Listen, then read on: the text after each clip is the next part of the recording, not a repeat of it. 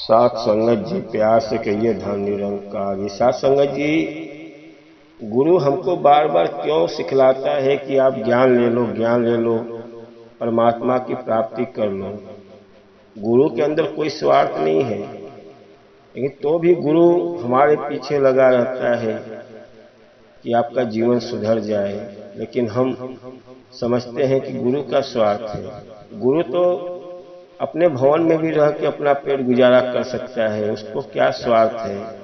जगह जगह कैंप लगाता है, जगह जगह समागम लगाता है सबका उद्धार के लिए। कई दिनों तक अपना घर छोड़ रहता है तो भी सबको कल्याण के लिए कहा क्या से क्या करता है। लेकिन हम ना समझ हैं, समझ नहीं पाते हैं कि गुरु हमको क्या चाहता है, क्यों बार बार गुरु बोलता है। साथ संगत जी, एक बार कबीर अपने मित्र से मिले और मित्र जी से बोले कि आप आया करो सत्संग में।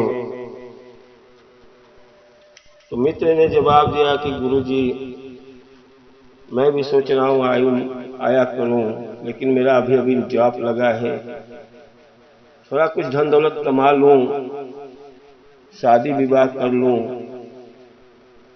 तब मैं सोच रहा हूँ आऊँ। कबीर जी बोले भाई ठीक है मित्र, जैसा तुम्हारी मर्जी।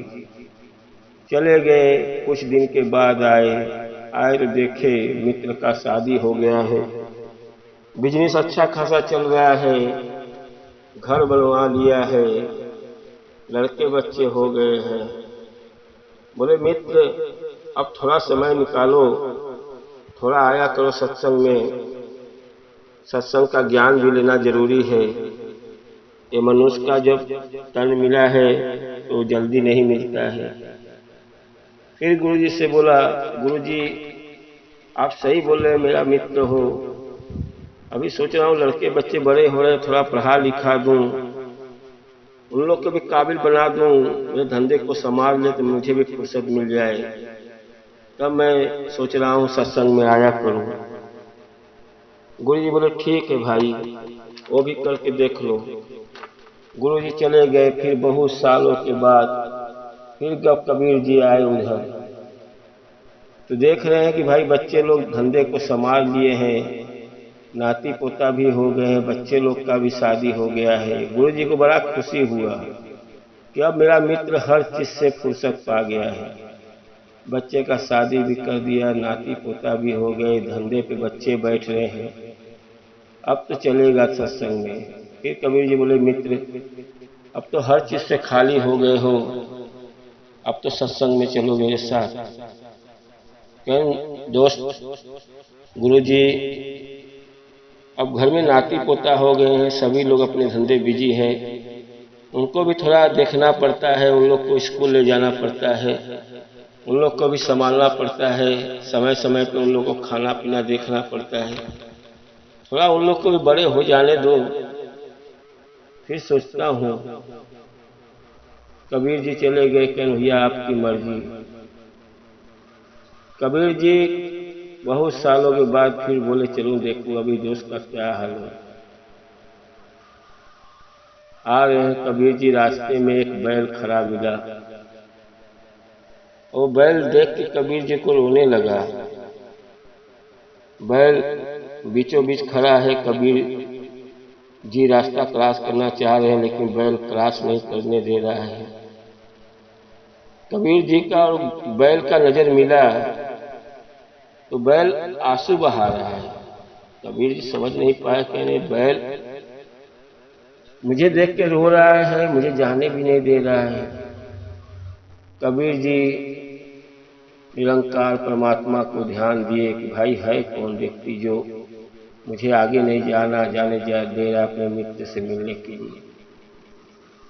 ध्यान लगाए तो देख रहे हैं कई साल पहले मेरा दोस्त मित्र मर चुका है, आज जो बैल बना हुआ है अब वो रो रहा है कि मेरे जीवन का उद्धार कर दो, अब मुझे सत्संग सिखा करा दो। लेकिन समय निकल चुका है।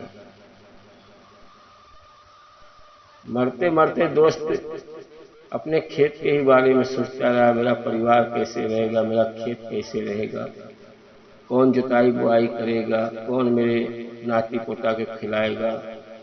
अब बैल रो रहा है। कबीर जी बोल रहे हैं, मित्र अब मैं कुछ नहीं कर सकता हूँ, अब मेरे हाथ से निकल चुके हो।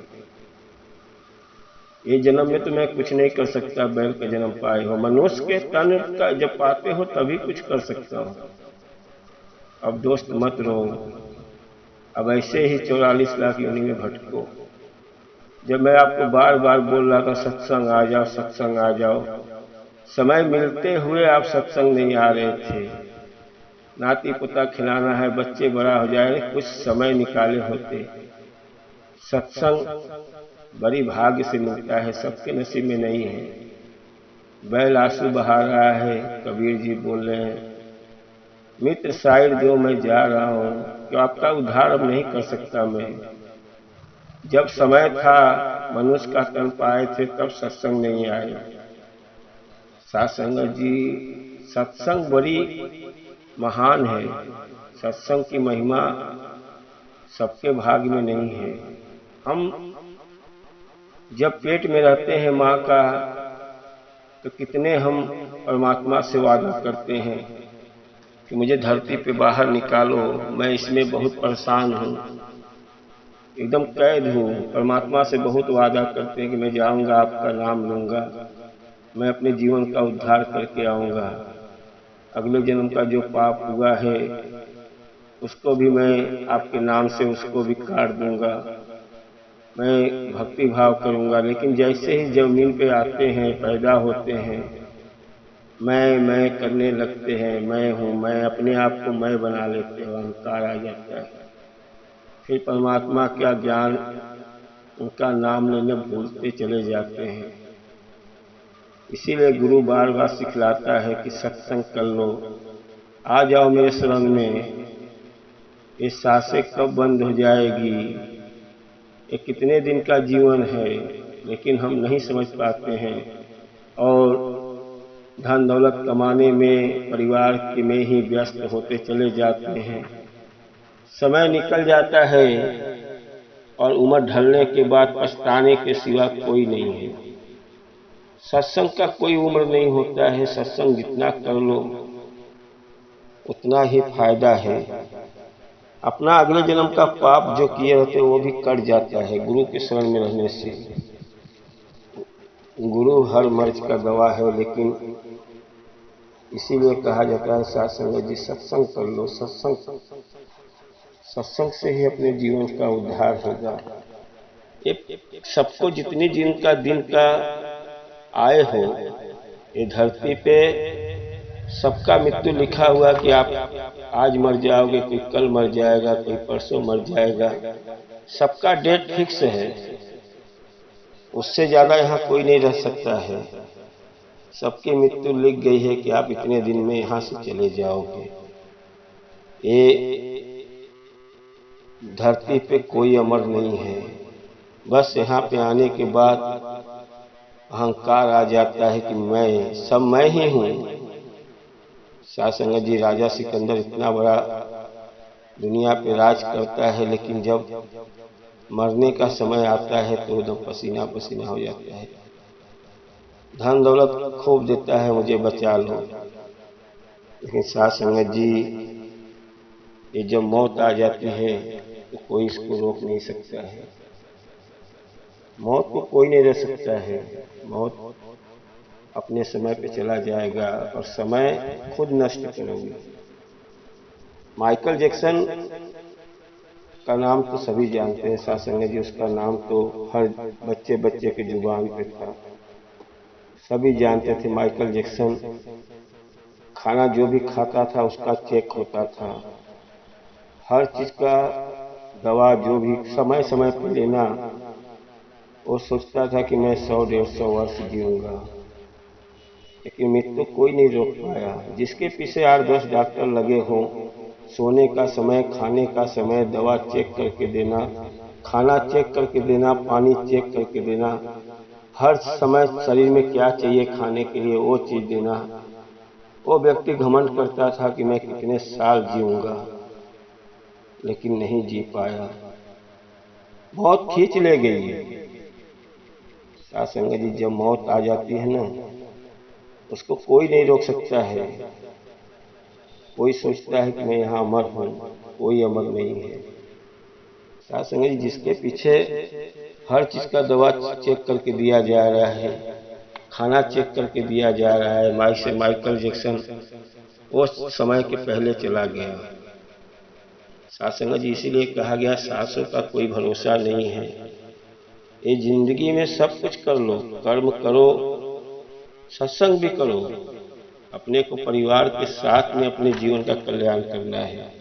कोई साधु फकीर नहीं बनना है कि मैं दिन भर बैठ के सत्संग करूं। सदगुरु जब ज्ञान दे दिया है तो उनके ही राह पे चलो, अपना परिवार को देखते हुए समय से सत्संग निकालो, जितना घर में सिमरन करो और अपने जीवन का कल्याण करो कि हम परमात्मा के पास एक दिन जाना है, और जब मैं परमात्मा के पास जाऊं तो परमात्मा भी खुश हो जाए कि मैंने धरती पे भेजा था, बड़ा अच्छा कर्म करके आया है।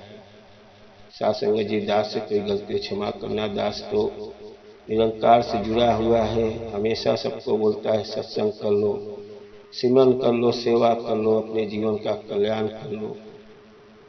भाई जिसको समझ में आता है करता है, जिसको नहीं समझ में आता नहीं करता है। किसी को प्रेशर तो देना नहीं है। हम किसी को बोलते आ जाओ निरंकार से जुड़ जाए, अपना समझाना अपना काम है, न आना उसका काम है। सबका जीवन का कल्याण नहीं हो पाता है। साथ संगत जी, दास का अच्छा लगे वीडियो तो लाइक सब्सक्राइब कर दो और प्यार से कहिए धन निरंकार जी।